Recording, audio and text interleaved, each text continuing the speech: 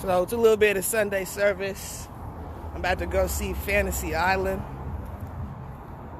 I've heard ferociously negative stuff about this movie, and I just want to see a bad movie so I can just laugh unintentionally. I'm pretty high right now, so hopefully it's very bad.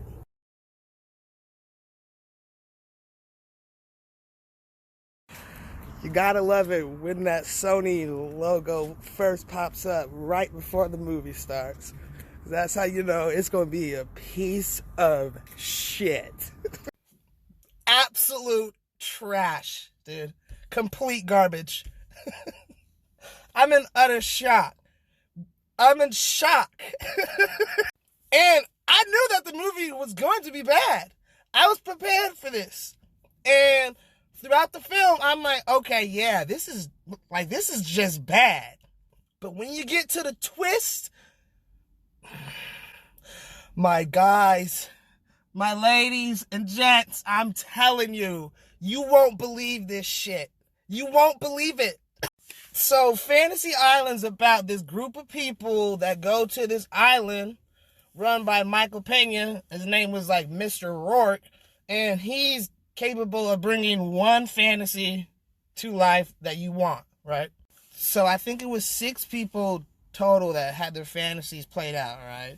And at the start of each one, that was pretty cool. I'll give them that. But as it goes on and like shit starts to hit the fan in each one of their fantasies, all the way up to the point where you get to the end and you get to the final twist, which I'm going to talk about. So if you don't want to be spoiled, stop listening. So all 6 of these people have their separate fantasies, right? And there's a main blonde chick. And her fantasy, what we're told anyways, was that she wanted to get back at her childhood bully. Okay, got that. Come to find out, like near the end of the movie, no, her fantasy was for all of these other people to come to the island and have their own fantasy and for all this shit to go down so she can kill them. Because you know why? You know why? She met this boy. They had coffee and they talked one time. Then they made plans to have a date the following day, right? Now, this is when all the other people come involved. That night that they were supposed to have their first date, their first date after just meeting once, the floor below is one of the guests, and she started a fire, right? And that eventually killed the boy she was supposed to go on her first date with. All the other characters are there seen like running or not trying to. No, this crazy ass bitch did not go through all of this trouble for that. You gotta be fucking kidding me. Like, God, there's even a character in the movie that says, "You met him one time?" It was hilarious because it's like, bitch, there's no way. You are fucking crazy. I couldn't believe it. I couldn't believe.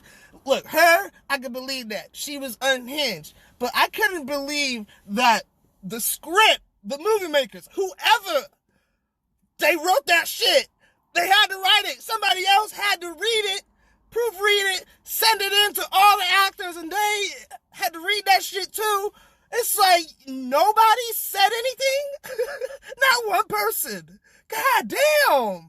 It's a piece of shit. It is trash at its finest. But before I go home, that's not even, that's the craziest part. The funniest part is with Michael Rourke. Yeah, he's in this movie for like 2 scenes. He's a guy that's been living on the island for years now, and he tries to help the guests out. So he knows what goes down on this island. And when you kill a bad guy, they come back to life. So this motherfucker, he's saving 2 of the guests. Guess how he saves these motherfuckers? He looks at them, and then he takes off running, tackles one of the bad guys over like 100-foot cliff, and they smash on the ground. Michael Rourke dies. Because that's what's going to happen. And the other guy dies too. but he comes back to life. And it's like, nigga, you knew that. So when he jumped, I was like, what the fuck is he doing? It was fucking hilarious. I mean, I just took it as he needed to get offset and off of this script as quick as possible, because it is awful. Do not go and see this. Do not support this shit, especially when they got the fucking nerve to have a little stinger at the end of the movie like they're gonna get a sequel. Fuck y'all, man.